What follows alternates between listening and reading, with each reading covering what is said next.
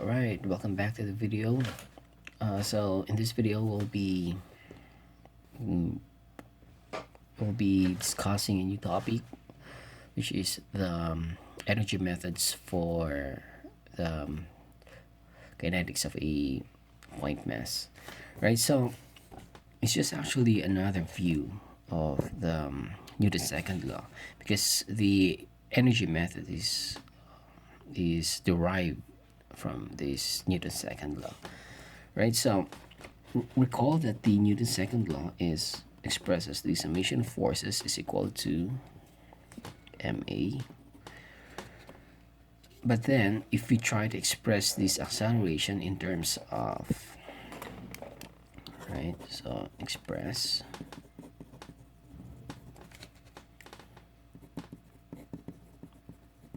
in terms of vdv all over ds. So let's substitute summation of forces is equal to m vdv all over ds. Then let's multiply both sides by the ds. The summation of forces times ds is equal to m v dv. Alright, so if you try to integrate this, now what do you notice for this term? What is this? And then what is this one? So the left hand side is the force. Take note, force times the distance. So what is that? That's the work done, right? And then this one, the mvdv. So if you try to integrate this, we have v squared all over 2. Excuse me. So mv squared all over 2, what's that? That's the kinetic energy. Right, so just a couple of notes here. We have force times distance. So the unit is Newton meter. And then this energy, this is also Newton meter.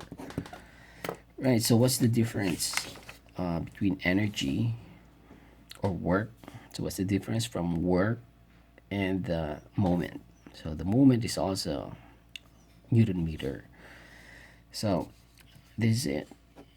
So we have this object here, and then try to apply a force on this object. So the result is that this object will move here. It will move here, the final point. So let's say this is 0.1, and then this is 0.2. So we have a distance here, distance traveled. So let's say distance traveled. Oops. So this is the force, right? So force times distance is, this is what we call as work, right? And then another one, let's try this one. So we have, for example, an object here, and then we are trying to hold it here, let's say a fixed support here, and then you apply a force on this point. So force, then this one is the moment arm or the distance. So if we take the moment in this support here, so we'll have a resisting moment here. So we say that moment is equal to force times distance as well. So the unit here is Newton meter. This one is still Newton meter. All right, so the main difference is that the force is parallel on the direction of the distance. So here for work, the force is parallel, whereas this one, the force is perpendicular to the distance. All right, so this one on the right hand side is the kinetic energy. So if we say, we just take the average value, so we have summation of forces times delta S is equal to M, what's this, V squared all over 2, right? Or the change of this delta KE, so MV squared all over 2, right? So let's just say KE sub 2 minus KE sub 1, right? So summation of force times delta S. So this is now what we call the, or even this one, we call it as the work energy relationship or principle.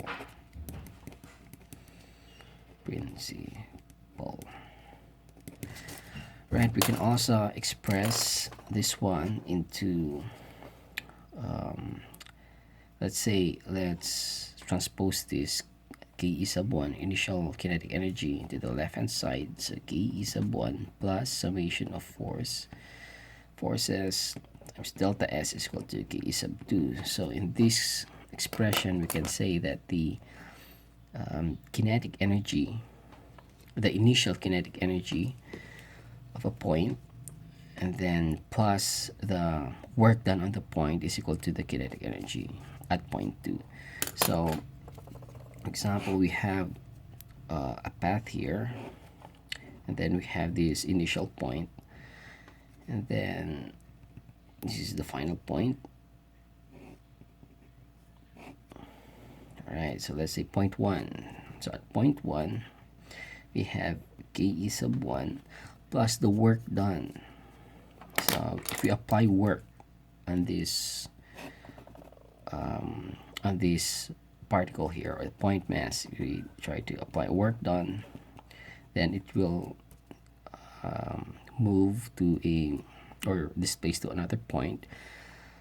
But in terms of energy, we will have a different kinetic energy. So we have Ke sub 2. Right, so a couple of notes here. So some notes is actually written in our lecture handouts.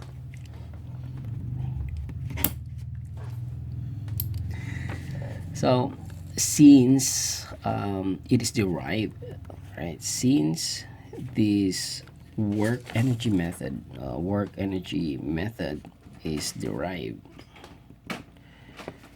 from the summation force equal to ma.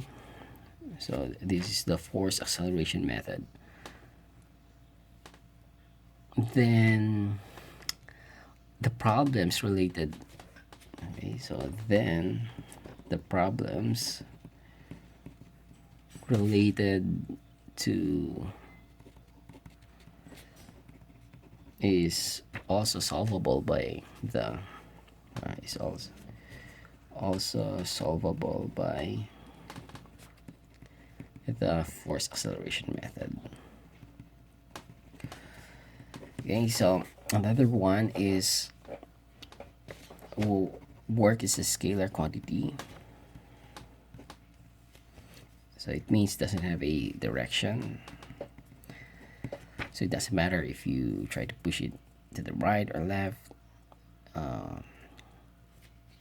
It's just the same. So another one, Ke is also a scalar, and the units for this is Newton meter, or for, if we're using the English system, we have the pound foot. So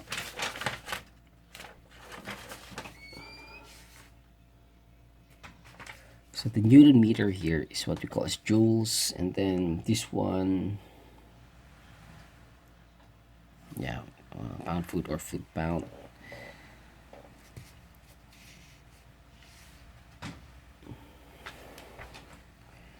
Okay, so that's all. So the next topic is just the same with the force and acceleration method. We also discussed various types of forces, because this is the equation, force equals to ma. So we discussed actually this is the governing equation, but then in order to find the forces, we have like spring force. So what's the equation? Recall that F is equal to kx. What else? The weight. So we have weight is equal to mg, or the drag force. So for the drag force, it depends if it is, let's say, the drag force, let's say R, or resistance is equal to C times velocity. So some constant here times velocity. So sometimes the problem is squared. So it depends. And then for friction, for example, we have F is equal to mu sub n. So depending if it is in motion or static condition here. Right, so the same with that, we will also discuss some various work equations.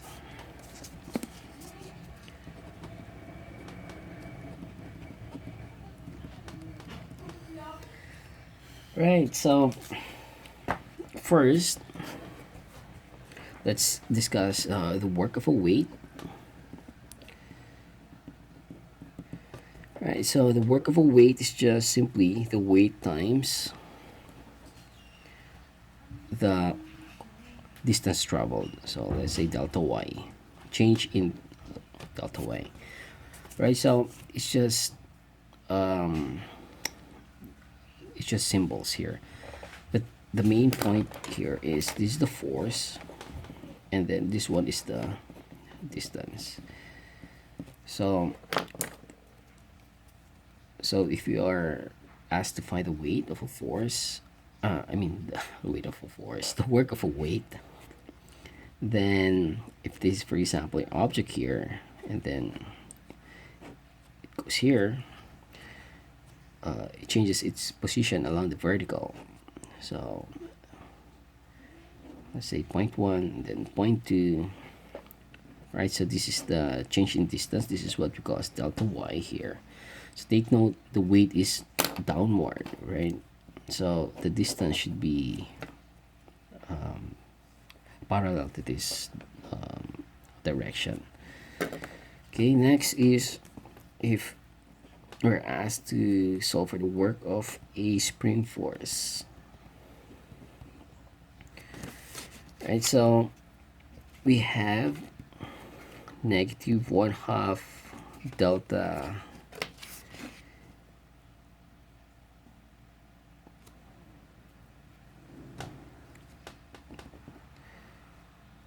kx. I think this is squared here. Okay, let me check.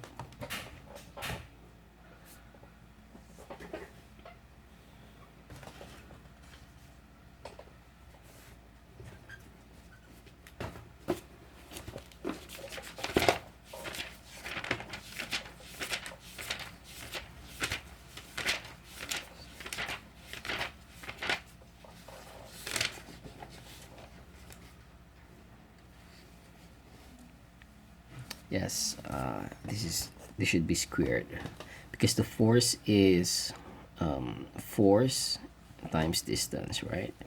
So we have a force that's kx, and then the distance is x. So it should be kx squared, right? So this is, for example, the spring.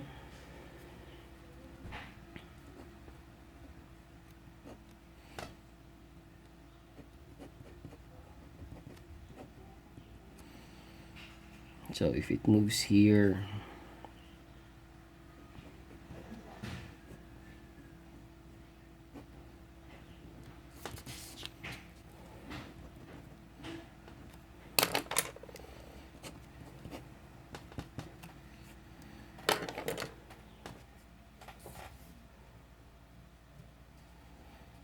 so we can write that work is equal to, from point x1 to x2, so negative kx times ds.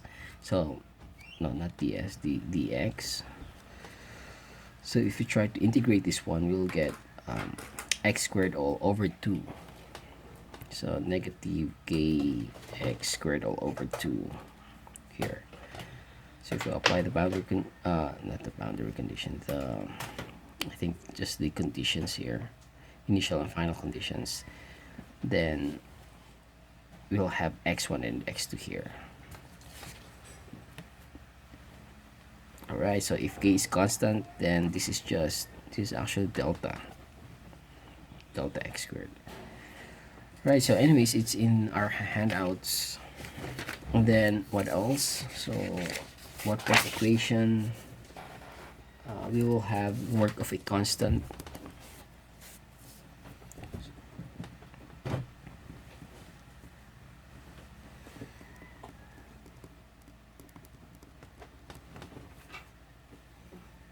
Constant force in rectilinear motion.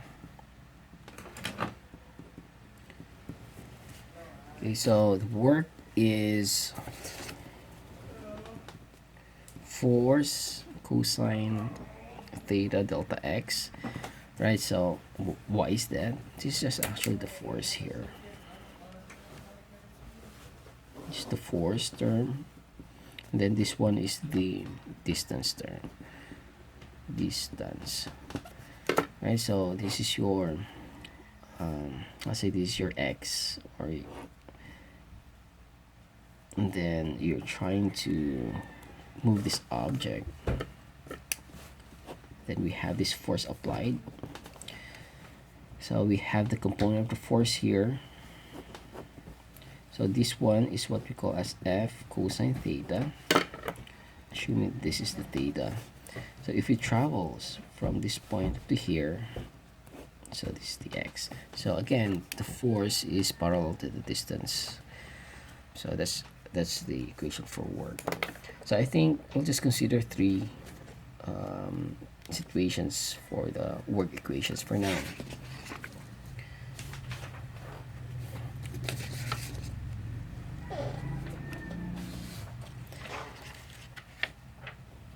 Okay, so the next topic we'll discuss is the power.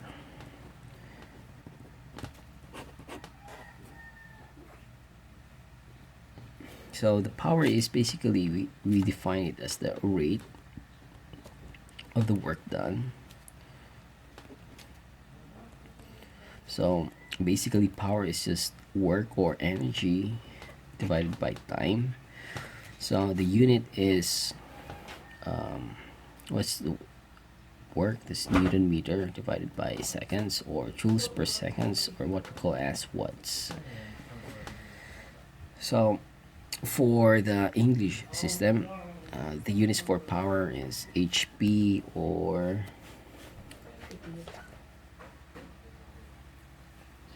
BTU per minute. HP, or the foot-pound per minute or seconds. So it depends. And then the conversion here is that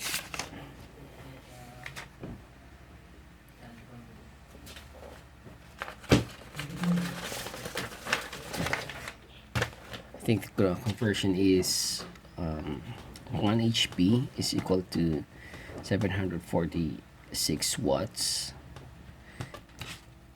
And then we have HP to foot-pound. I think that's 550.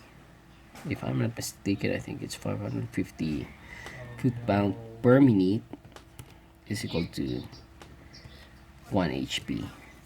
Right, so the power, sometimes we are interested not just in the energy, but the required power, or the time rate of the work done. So for example,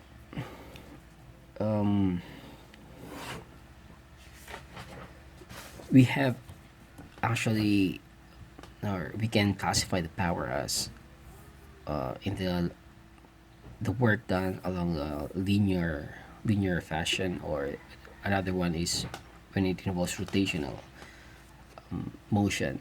So for the power, for example, in our course in agricultural engineering, or sometimes in the subject of farm power energy sources. So we have, for example, we have a draft animal here. So this is the draft animal.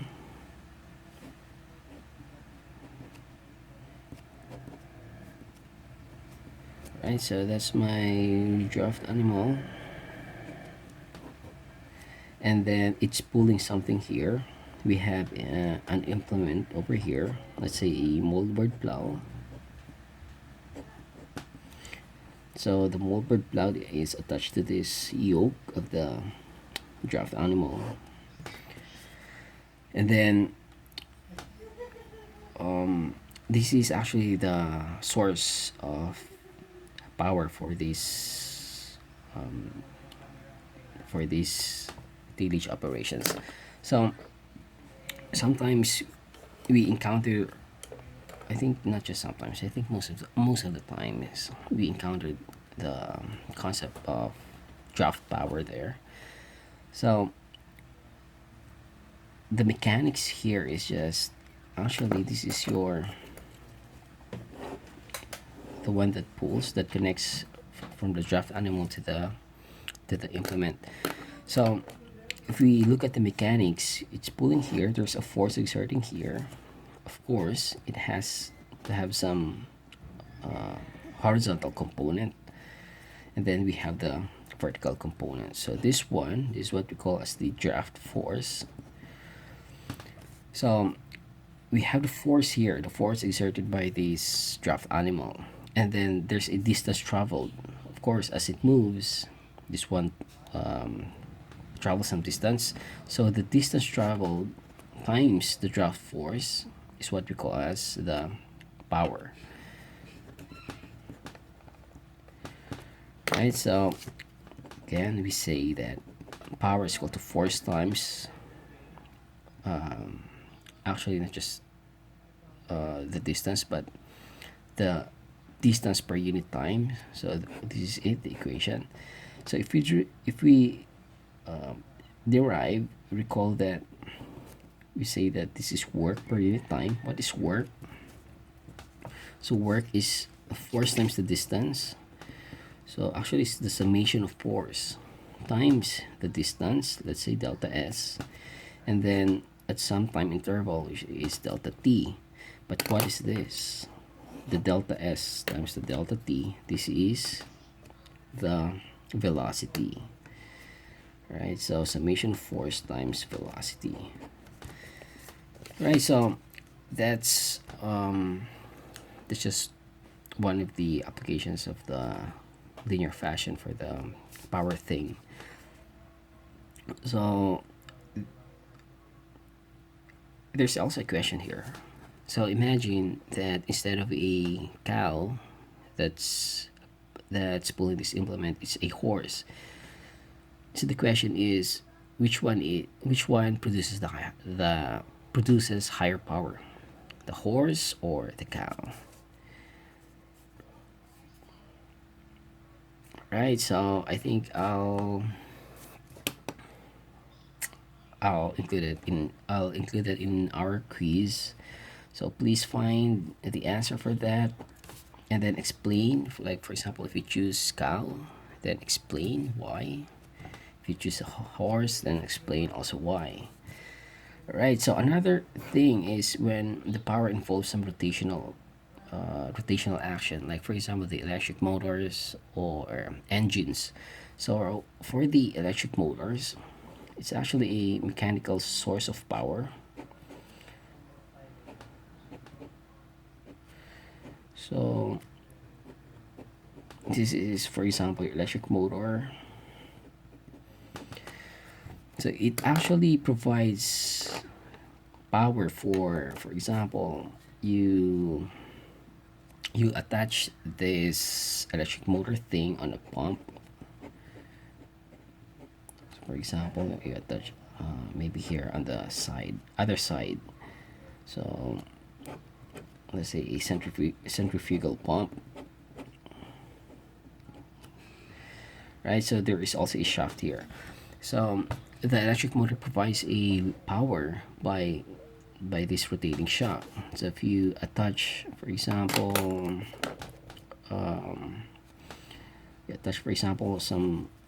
some power transmission here, power transmission devices, for example, belt and a pulley,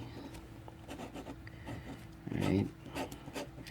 So it transfer power from this source into this driven thing, the pump.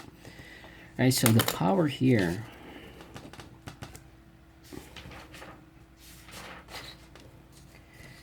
is still the same. It's just the work times the work done per unit time. So the work is just basically the torque times the angle through which the torque rotates. So for example, this is it. So if it rotates one full turn, then that's the theta. And then per unit time, so what's this? Delta theta times delta t, or if you take the derivative as delta t equals to 0, then this is actually the rotational speed. This is what we call the right rotational speed. Okay, so which is just 2 pi n. So 2 pi times the angular speed in revolution per minute. So therefore, power is equal to 2 pi n t. Right, so this is the equation. Power is equal to 2 pi n t for when it involves rotation, and then this one is for just linear action. Power is equal to force times velocity.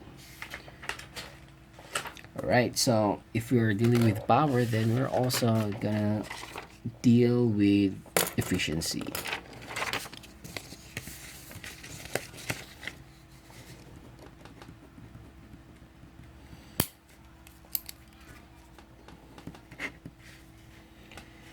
Right, so basically efficiency is just the ratio of the output over in I think, yeah, output,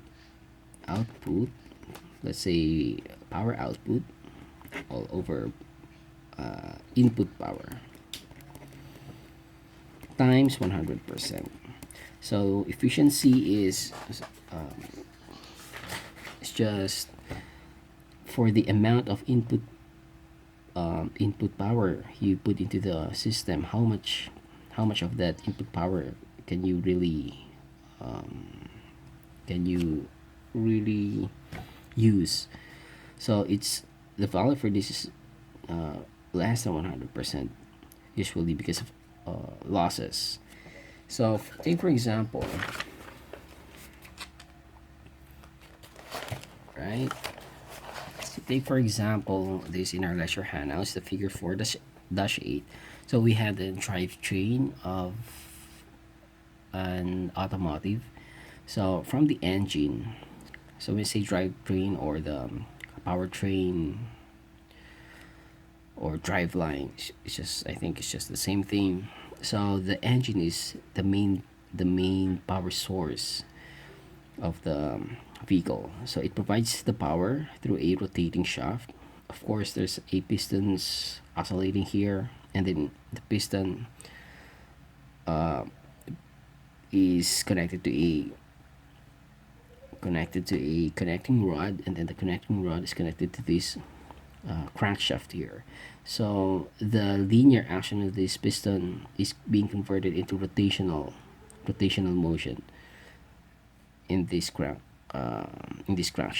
And then the power here then is being transmitted here, or there's a series of transmission here. So that's where you get the first gear, second gear, third gear, and then it's connected here to the differential, and then later to this drive wheel. So let's say you have 100% power here, let's say 100 joules for example.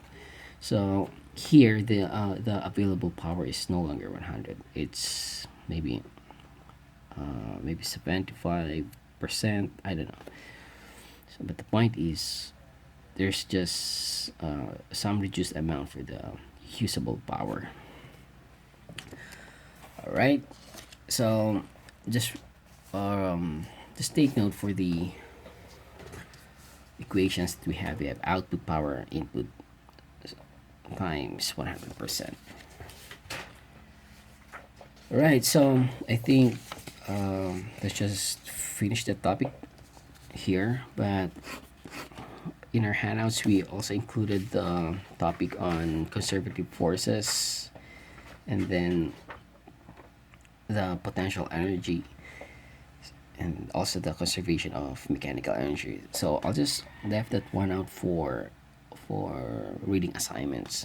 But basically, it just says that um, that if forces are conserved or if forces are weaken are conservative forces, that is, for example, the spring force. So the spring force, it just depends upon the initial points here. So this, let's see, point 1, point 2. So, and what else? What forces? The work done by the weight depends only on the vertical, the vertical distance here. So if those forces are depends on these initial and final points, then we consider them as conservative force. But for example, if the force depends upon the path, so for example, friction force. So friction force are generated depending upon the path. So they are not conservative forces. So in that topic, the conservative forces, it just says that the work done for conservative forces is just equal to the change in the potential energy. Right, delta P. Right, and then just take note, we are referring to the conservative forces. So if the problem involves, like for example, friction force, then this equation will no longer applies. And also the law of conservation of energy, there is what we say delta P. So recall that the work before is the the one we derived earlier is this one. So force times delta S is equal to change in the kinetic energy. So this is it. And then if forces are conservative, we say that force is equal to the change in potential energy. But what is potential energy? They're just work. So work is equal to work. So delta K is equal to delta P, but a negative sign here.